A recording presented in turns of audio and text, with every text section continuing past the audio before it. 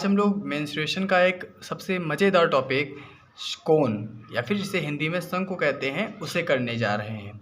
ये जो लेक्चर होने वाला है ये सभी उन बच्चों के लिए इम्पोर्टेंट है जिनको मेंस्ट्रुएशन पढ़नी है, चाहे वो 10th लेवल की हो या 9th लेवल की हो, चाहे वो आर डी शर्मा की बुक से हो, चाहे वो एम.एल. अग्रवाल की बुक से हो या अन्य कोई और पब्लिकेशन की बुक। सभी पब्लिकेशंस की बुक के जितने भी फैक्ट हैं या फिर जो क्वेश्चंस हैं वो सारे इस वीडियो से आपको क्लियर हो जाएंगे। ये वीडियो आपको 2-3 पार्ट में मिलेगा। अभी पहला पार्ट इंट्रो का रहेगा और कुछ क्वेश्चन रहेंगे जिसको आपको सॉल्व करना होगा। आज इस वीडियो में करवा दिए जाएंगे। फिर जो बेसिक क्वेश्चंस हैं उसके लिए कल का वीडियो रहेगा और इसके बाद जो अच्छे क्वेश्चन हैं वहाँ पर आपको तीसरे वीडियो में मिल जाएगा और इस तरह से पूरा आपका लेक्चर क्या हो जाएगा, कंप्लीट हो जाएगा। तो मेंस्ट्रुएशन का जो पहला टॉपिक है कोन, उसके बारे में आज से आपको पढ़ना है। तो सभी लोग आप एक कॉपी और पेन उठा लीजिएगा। जितने फॉर्मूले तरीके हम आपको बताएं आप उसको अपने कॉपी पे नोट कर लीजिएगा। चलिए तो कोन के बारे में बात करते हैं। आखिर कोन का शेप क्या है? फिलहाल आप लोग इतने बड़े हैं कि कोन को देखा होगा, कोन के बारे में जानते होंगे। ठीक, स्टार्ट करते हैं कोन के बारे में। तो कोन एक ऐसा शेप होता है जैसा आपको यहाँ पर दिख रहा है कि इसमें एक वर्टेक्स होती है या जिसे एक कॉर्नर आप कह सकते हो, और इसका एक जो बेस होता है वो सर्किल होता है। बेस होता है वह कैसा होता है? सर्किल होता है। और जो ये होता है ये भी सर्किल तो नहीं कह सकते पर हाँ सिलेंड्रिकल टाइप का होता है। ठीक, ऐसा कुछ। अब इसके बारे में आपको 3-4 फार्मूले और कुछ कीवर्ड हैं। कीवर्ड का मतलब होता है कुछ टर्म्स ऐसे हैं जो कि इसमें यूज़ किए जाते हैं, आपको उनको याद करना होगा, उनके बारे में पता करना होगा। अगर हम एक कोन बनाएं तो उसमें जो ये तिरछी लाइन होती है ये इसे कहते हैं स्लेटिंग लाइन इंग्लिश में, या फिर इसको हम एल से डिनोट करते हैं। एल से आप डिनोट कर सकते हो या फिर कहीं कहीं बुक में इसको एस से भी डिनोट किया गया है, तो ये आपको याद रखना है।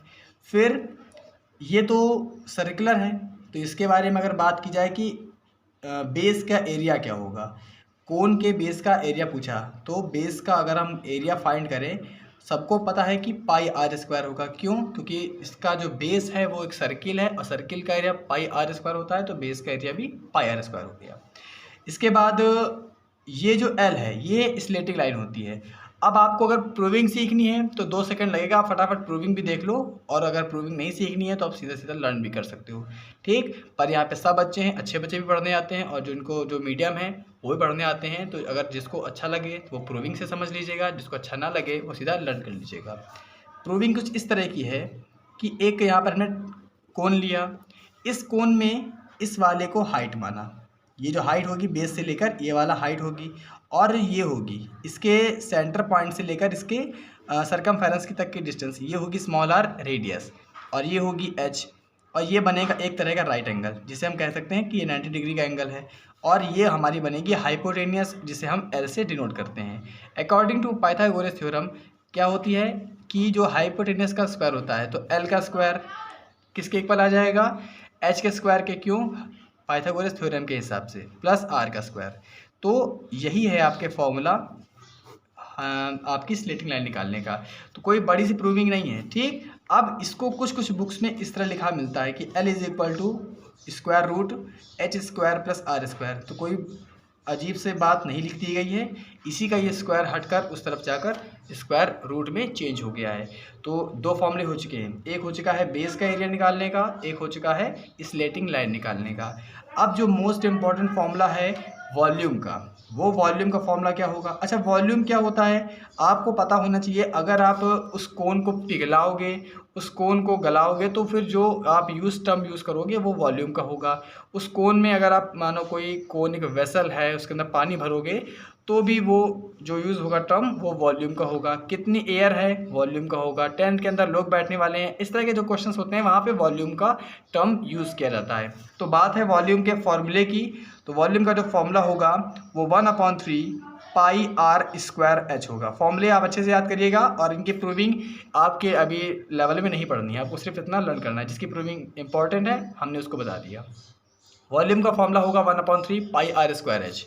इसके बाद अगर बात की जाए कि स्लेटिंग लाइन का फॉर्मूला हो गया, वॉल्यूम का हो गया, कर्व्ड सरफेस एरिया की बात की जाए। अब कर्व्ड सरफेस एरिया बच्चों को कन्फ्यूजन होती है कि इसको पहचानेंगे कैसे। अगर आपको प्रॉब्लम है तो समझिए आपके पास एक कोन है, उस कोन के ऊपरी हिस्से को आपको पेंट करना है। आपको उस कोन के अंदर पेंटिंग नहीं करनी है, आपको उस कोन के ऊपर ऊपर पूरा पेंट कर देना है। तो इस तरह का जो पेंटिंग के दौरान जो जो सरफेस आपने टच किया, वो सरफेस टच किया हुआ सरफेस ही कर्व्ड सरफेस एरिया कहलाता है। और अगर इसका फॉर्मूले की बात की जाए तो पाई आर एल होता है। ठीक, तो ये हो गया। इसके बाद एक होता है TSA, टोटल सरफेस एरिया। उसकी बात की जाए टोटल सरफेस एरिया, अगर इसके फॉर्मूले की बात की जाए, फॉर्मूले बहुत ज़रूरी है, आप अच्छे से इसको पढ़ लीजिएगा। टोटल सरफेस एरिया फॉर्मूला होगा पाई आर ब्रैकेट में L plus R, pi R bracket में एल प्लस आर, ये होगा टोटल सरफेस एरिया का फॉर्मूला।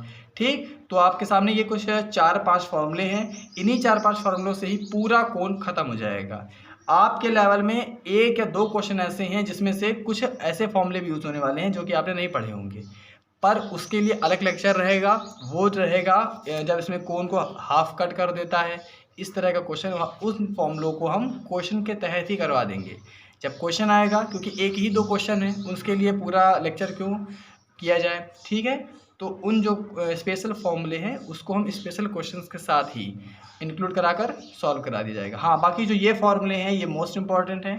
ये सारे फॉर्मूले आपको हर एक जो क्वेश्चन है उसमें लगाने पड़ेंगे आपको।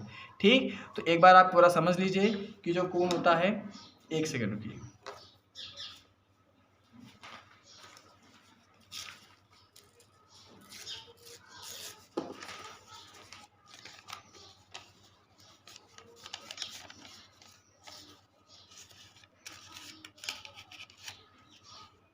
देखिए, अगर ये कोण है, अगर इस कोण की बात की जाए, हमें अगर बेस का एरिया फाइंड करना है, तो अगर आप बेस इसका देखो तो बेस कैसा है, बिल्कुल सर्कुलर है। तो अगर सर्किल की बात मतलब बेस की बात हो तो आपके दिमाग में तुरंत आना चाहिए कि एक तरह का सर्किल है। अब जो स्लेटिंग लाइन है वो कहाँ होती है, अगर स्लेटिंग लाइन की बात की जाए तो देखिए, अगर आप इसको इस तरह पकड़ के देखते हैं तो स्लेटिंग लाइन की बात की जाए, 1 सेकेंड, तो ये तिरछी लाइन, ये जो आपको यहाँ पे तिरछी लाइन दिख रही है इसे स्लेटिंग लाइन कहेंगे। ठीक, और वॉल्यूम की बात की जाए तो वॉल्यूम में आपको इसके अंदर जो हवा भरी हुई दिखेगी, जो इसके अंदर हवा भरी है या इसके अंदर अगर पानी भर दे हम, तो इस तरह का अगर कुछ टर्म यूज़ करना है तो यहाँ पर वॉल्यूम आ गया। रही बात कर्व्ड सरफेस एरिया की, तो इस वाले आपको शेप में, इस वाले कोन में अगर आप इधर इधर पेंटिंग करते हो, इधर इधर पेंटिंग करते हो, यहाँ पूरी पेंटिंग करते हो, इधर पूरी पेंटिंग ऐसे कर देते हो, इधर पूरी पेंटिंग कर देते हो, तो जो ऊपर ऊपर का पूरा आपने पेंटिंग कर दिया, ये पूरा पूरा जो ऊपर का पेंटिंग हो गया, इस पूरे को ही कहेंगे कर्व्ड सरफेस एरिया। आपने कर्व्ड सरफेस एरिया का यूज़ किया, इस पूरे की अगर आप पेंटिंग करते हो यहाँ से पूरा। ठीक है, टोटल सरफेस की बात की जाए, आपने इधर पूरे में पेंटिंग कर दिया अच्छे से कायदे से, और अंदर भी आपने पूरी पेंटिंग कर दी, यहाँ से पूरा पेंटिंग कर दी, यहाँ पूरी पेंटिंग, यहाँ पूरी पेंटिंग, तो इस काम को कहेंगे टोटल सरफेस एरिया। इस तरह से सारे फॉर्मूले आपको हमने एक्सप्लेन कर दिए हैं। इन फॉर्मूले से ऊपर कोई भी क्वेश्चन 10th और 9th के लेवल से ऊपर नहीं जाने वाला। ठीक है, और बाकी आपको इसके जो क्वेश्चन हैं वो अब हम कराने जा रहे हैं। तो अगर आपको कोई क्वेश्चन में डाउट हो या अगर आपको अपने मन से कोई क्वेश्चन पूछना हो तो आप कमेंट बॉक्स में टाइप कर सकते हैं। ठीक है, चलिए चलते हैं पहले क्वेश्चन की। चलिए क्वेश्चन लगाते हैं। तो सबसे पहला क्वेश्चन आपको ये गिवन है कि L is equal to 10 centimetre, ML Agarwal book का पहला क्वेश्चन है। R is equal to 7 centimetre, तो बताइए कर्व्ड सरफेस एरिया क्या होगा। सभी बच्चों ने फॉर्मूला देखा था कि पाई आर एल होता है इसका फॉर्मूला। पाई की जगह आप 22/7 रखेंगे। क्यों रखेंगे, क्योंकि पाई की वैल्यू होती है इंटू आर। अब जो आर है आपको आर गिवन है, आर कितना गिवन है, 10 सेंटीमीटर गिवन है। एल कितना गिवन है, 7 सेंटीमीटर गिवन है। आर गिवन है आपको 7, चलिए कोई बात नहीं, आर और एल आगे पीछे आप रख सकते हो, कोई दिक्कत नहीं है। 7 कट जाएगा, आपका आंसर आएगा 220 सेंटीमीटर स्क्वायर। तो कितना आसान है पहला क्वेश्चन। ठीक है, ये आप सब लोग कर सकते हो। दूसरा सवाल देखिए, ये भी ML अग्रवाल बुक का है। इसमें आपको स्लेंट लाइन जो हाइट दी गई है, L दिया गया है, वो 10 सेंटीमीटर है, बट यहाँ पर थोड़ी सी क्या किया गया है, क्वेश्चन को हार्ड किया गया है। यहाँ पर R की जगह D दे दिया गया है 10.5। कोई बात नहीं, अभी भी आप इस क्वेश्चन को लगा सकते हो। कैसे, आखिर अभी भी आपको पाई आर एल लगाना होगा। क्यों, क्योंकि इसमें भी अभी भी कर्व्ड सरफेस एरिया ही पूछा है उसने। तो आप ये लिख सकते हो, पाई की जगह क्या लिख सकते हो आप, 22/7। अब आर की जब बात आती है तो आपको क्या करना पड़ेगा, 10.5 में से 2 का डिवाइड करना पड़ेगा।